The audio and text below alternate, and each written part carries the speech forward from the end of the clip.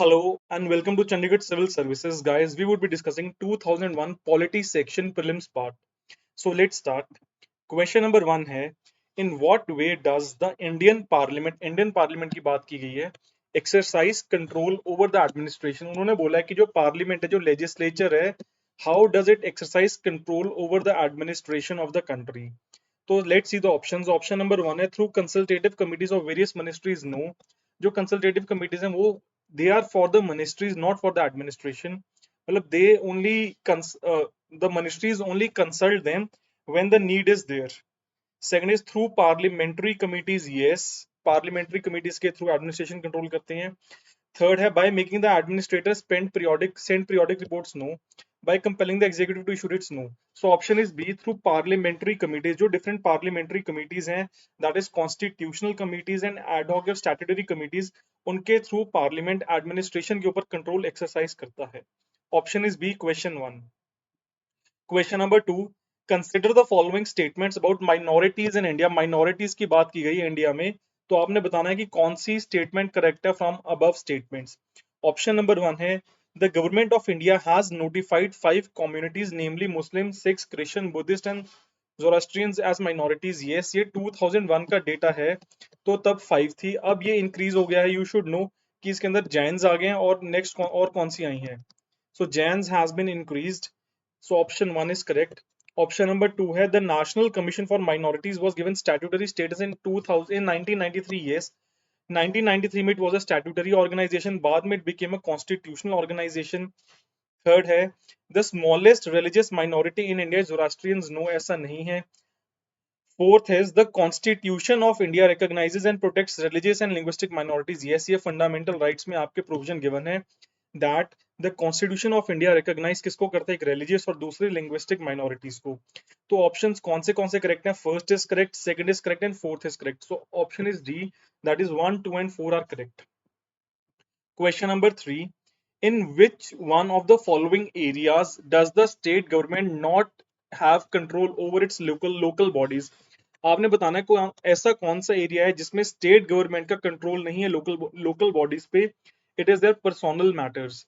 जो उनके personal matters हैं उसके ऊपर स्टेट गवर्नमेंट का कोई कंट्रोल नहीं है. The full control is of local bodies for their personal matters.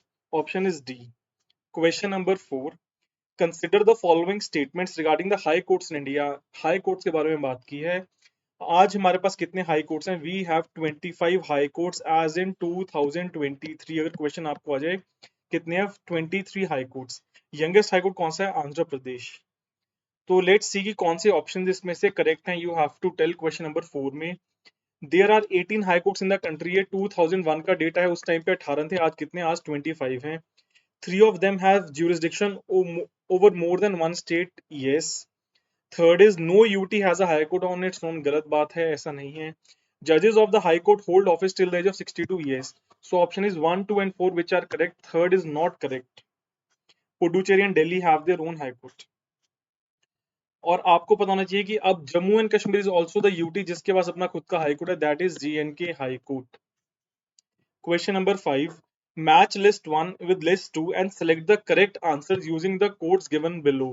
आपके पास दो लिस्ट है, एक में अमेंडमेंट्स लिखी है, एक में कंटेंट लिखा है. आपने बताना है कौन सी लिस्ट किसको मैच कर रही है. So let's see the constitutional 69th amendment act. I think इस क्वेश्चन में कहीं पे ग्लिच है, ऑप्शन में कहीं पे ग्लिच है. Option is in the glitch. Next देखते हैं इसमें. The constitution 75th amendment act वो है स्टेट ट्राइब्यूनल्स के लिए, और ट्राइब्यूनल्स कहाँ पे गिवन है? आपके आर्टिकल 323A एंड B में ट्राइब्यूनल्स गिवन है. सेकंड है the constitution 80th amendment act. 80th amendment act के लिए है 10th फाइनेंस कमीशन की रिकमेंडेशन. 80th अमेंडमेंट एक्ट नहीं था, ये 85th अमेंडमेंट एक्ट था. Okay, 85th was anti defection, ये 10th finance commission. Yes, it is 2000 में 10th फाइनेंस कमीशन, 85th था आपका anti defection. Option number 3, the constitution 75th amendment act. हाँ, fourth है इसमें the constitution 83rd amendment act. किसके लिए था वो था no reservation for schedule caste in panchayat and Arunachal Pradesh. Yes. So option 1 यहाँ पे हमें जो क्वेश्चन है, क्वेश्चन में कोई प्रॉब्लम थी, सो ऑप्शन 1 को अगर हम छोड़ देते हैं तो हमारा second, third and math, second third and fourth is matching, so option A is the answer. You should know कि इसमें हमने फर्स्ट को छोड़ना है। The constitution 69th amendment act, वो आपकी जो 69th अमेंडमेंट एक्ट थी, इसमें कोई भी जो कंटेंट है इसका मैच नहीं कर रहा, सो ये ऑप्शन में ही यूपीएससी में ग्लिच था उस टाइम पे। So you have to see second के लिए हमारे पास है, जो सेकंड है उसके लिए ए, थर्ड के लिए we have D and fourth के लिए वी हैव बी। तो you can match these three. Question 5 option A. Question number 6. If a new state of the Indian Union is to be created, new state की बात की है, which one of the following schedules of the constitution must be amended? वो है first schedule. First schedule you have to amend so that a new state can be created. Question number 7. Consider the following statements regarding the political parties in India. Political parties के लिए आपने consider करनी है, आपने बतानी है कौन सी statement correct है।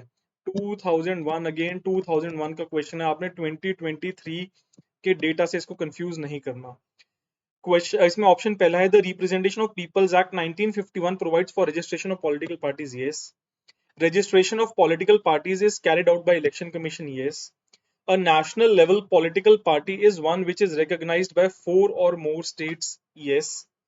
During the 1999 general elections, there were 6 national and 48 state levels parties recognized by the election commission, yes. All the 4 are correct. All जो चारों above statements हैं, they are true. So option is D, 1, 2, 3 and 4. Question number is 8. You have to match the articles with the contents. आपको articles given है, आपने contents के according match करना है। First is article 54 election of the president, ये तो state away ठीक है।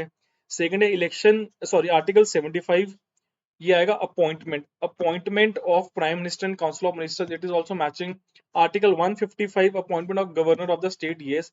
आर्टिकल 164 अपॉइंटमेंट ऑफ सीएम, तो 1 2 3 4 सब एक दूसरे को मैच कर रहे हैं। 1 is A, 2 is B, 3 is C and 4th is D. A, B, C, D, all of them are matching. Question number 9. Which article of the Constitution provides that it shall be the endeavor of every state to provide adequate facility for instruction in the mother tongue at the primary stage of education? Primary stage की बात की है, mother tongue में education की, जो mother tongue है उसमें education देना। It is article 350A capital A, जो बात करता है प्राइमरी स्टेज पे education in mother tongue. Question number 10. The Supreme Court of India tenders advice to the President on a matter of law or fact. Supreme court article 143 या president article 143 use करके supreme court से किसी पे advice मांगते हैं, इसको बोलते हैं advisory jurisdiction of supreme court. Article is 143।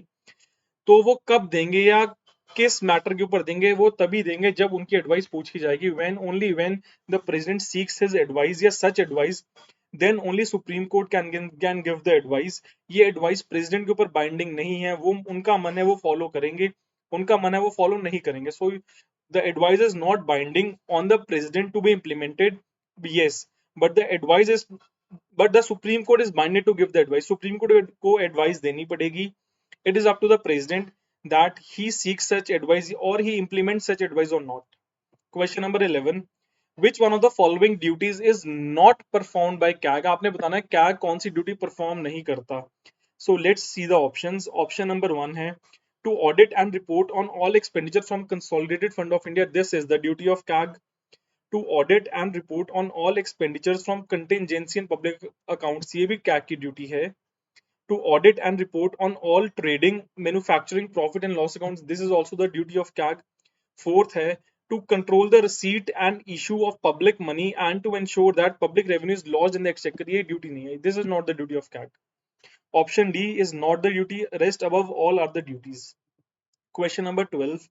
Which one of the following statements correctly describe the fourth schedule of the Constitution?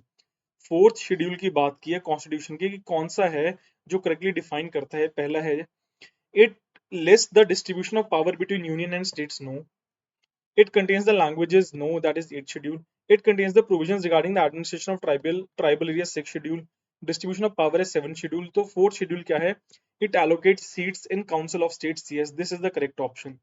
तो ये था हमारा 2001 का polity section of prelims UPSC. There were 12 questions which we have discussed, और हम आगे ऐसे questions discuss करेंगे। Thank you so much.